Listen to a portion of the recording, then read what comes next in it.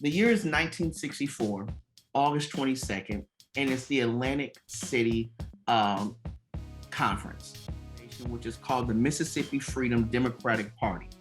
What's happening is that African Americans that are inside the state of Mississippi are not allowed to vote, and a lot of land taxes are being passed, which is basically making sure that African Americans cannot own land in the state of Mississippi. Well, when these votes come up, everyone votes a certain type of way, why they vote their interest. However, if there's no African Americans that are not allowed to vote, they can't vote their interest. Why? Because that rule is put in place. So Fannie Lou Hamer goes to this Democratic Party to express her frustration of why the Democratic Party has not, or any political party has not backed the people that literally are inside of Mississippi.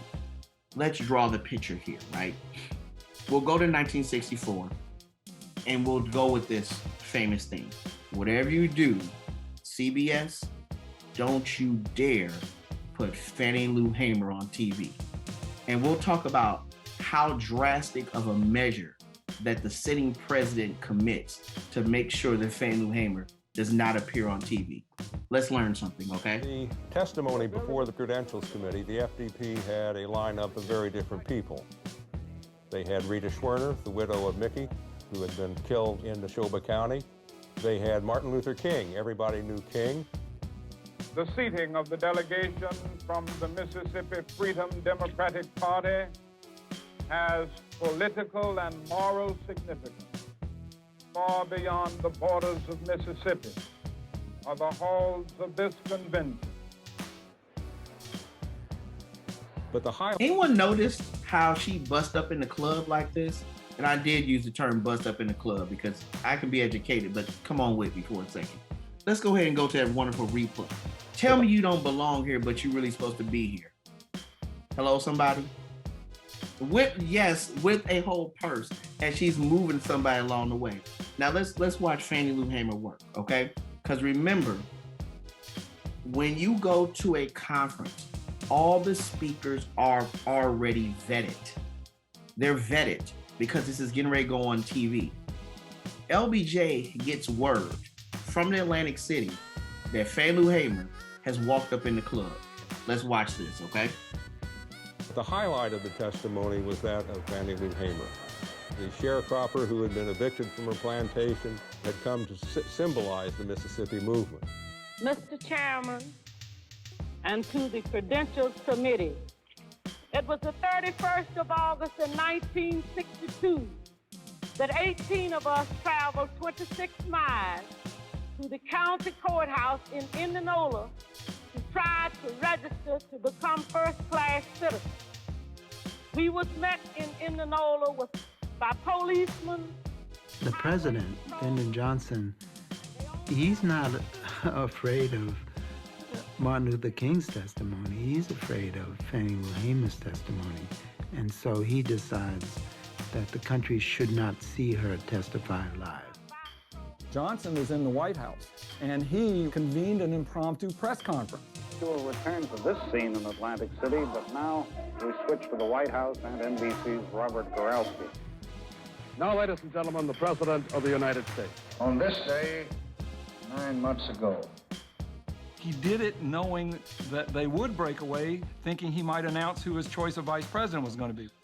Instead, he gets up there and he announces, get this, he announces that it's 9 months to the day since Governor Connolly, who was there, was shot along with President Kennedy. So he announced a 9-month anniversary. Everybody's scratching their heads. thank you very much. And then let's be very clear here. LBJ poopity scoops Fannie Lou Hamer's moment. He does this. Fannie Lou Hamer's getting ready to give this wonderful testimony of everything that she has been through. But because he's the sitting president, he realized that any time that he wants to say anything, the news has to immediately follow him. And while Fannie Lou Hamer is giving us soul on ice, LBJ goes poopity scoop, whoopity whoop, poopity scoop. He does this, right? And this is insane that this literally happened. And it's one of the things that never gets talked about in history.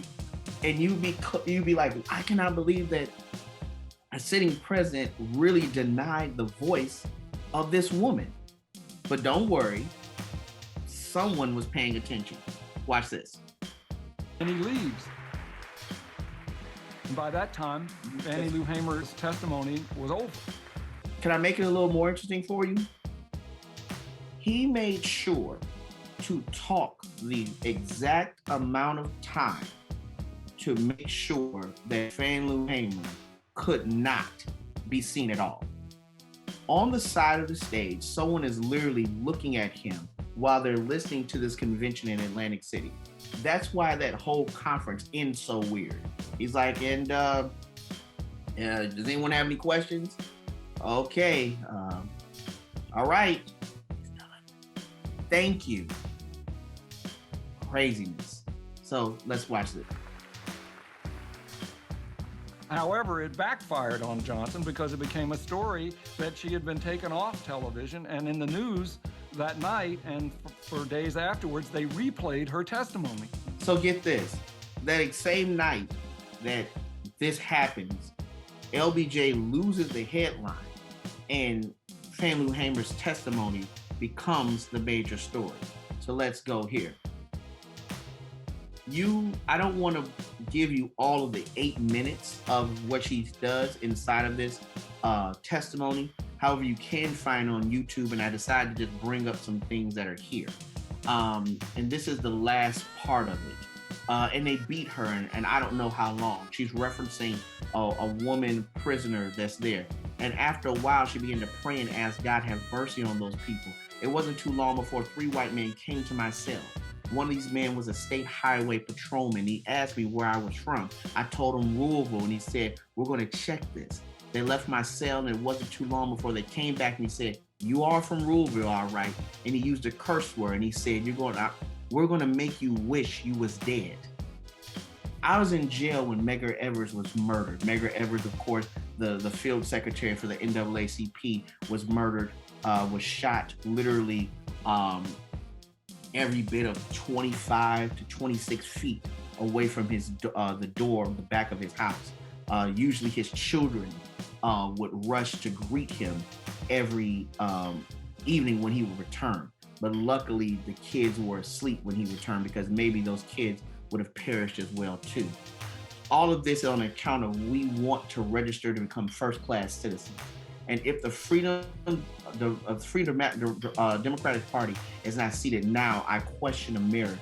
Is this America, the land of the free and the home of the brave, where we have to sleep with our telephones off the hooks because our lives being threatened daily, because we want to live as decent human beings in America?